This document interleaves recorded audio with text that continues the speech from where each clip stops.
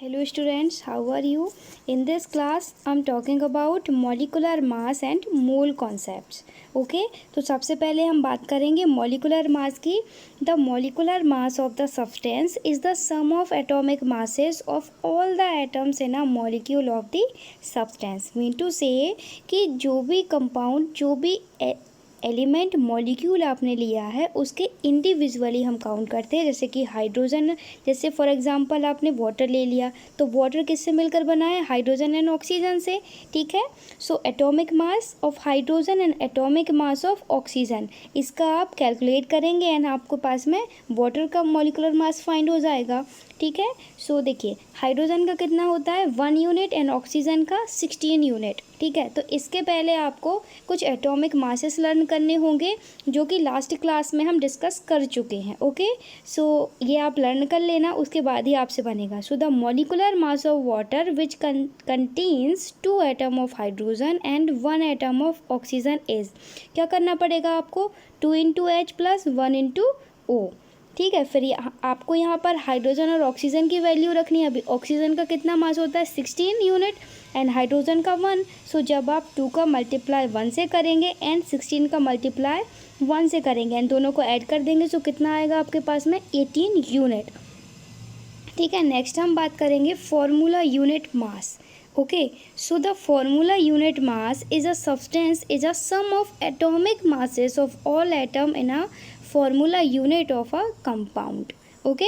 ये भी सेम है. एटॉमिक मास आपको निकालना है तो यहाँ आपको एटम का एटॉमिक मास पता होना चाहिए. सारे एटम्स का अपना अपना मास होता है. जैसे कि हम ह्यूमंस का सबका डिफरेंट मास होगा. मास मतलब कि वेट. वैसे ही एटॉमिक मास ऑफ कैल्शियम, साथ में आप क्या लिखेंगे? +2 into atomic mass of Cl.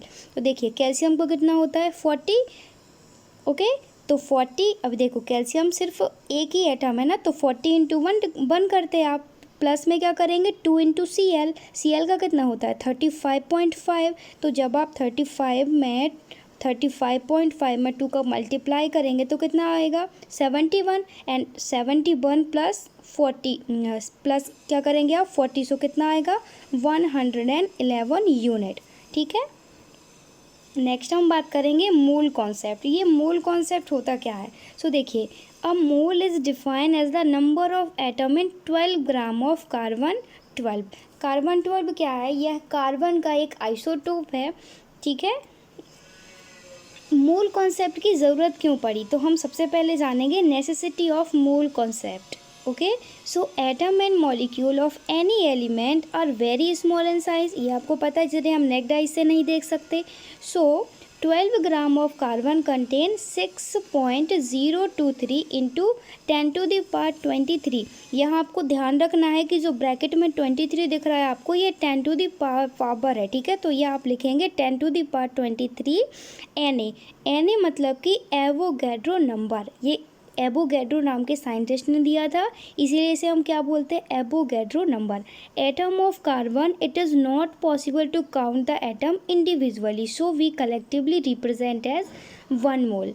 1 mole mean to say 6.023 into 10⁻23. Okay. ये आपको हमेशा ध्यान रखना है. तो 12 ग्राम ऑफ कार्बन में कितने एटम इन्वॉल्व होंगे? 6.023 इंटू 10⁻23 एटम्स प्रेजेंट होते हैं, जो कि हम ऐसे नहीं देख सकते. ओके. सो इन्हें हम क्या बोलते हैं? 1 मोल.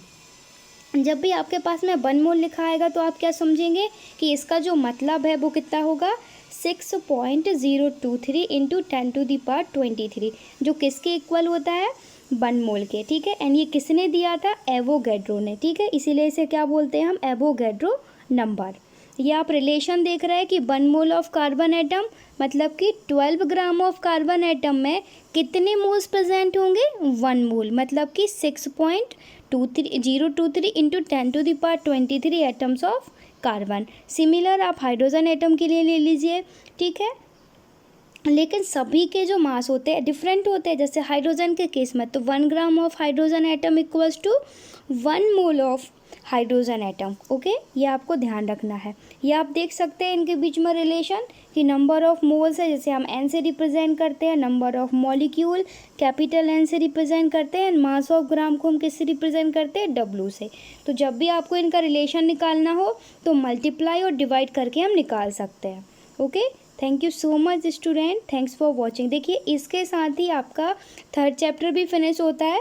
सो इसके बाद में हम टेस्ट कंटिन्यू करेंगे, उसके बाद में हम फोर्थ चैप्टर भी पढ़ेंगे।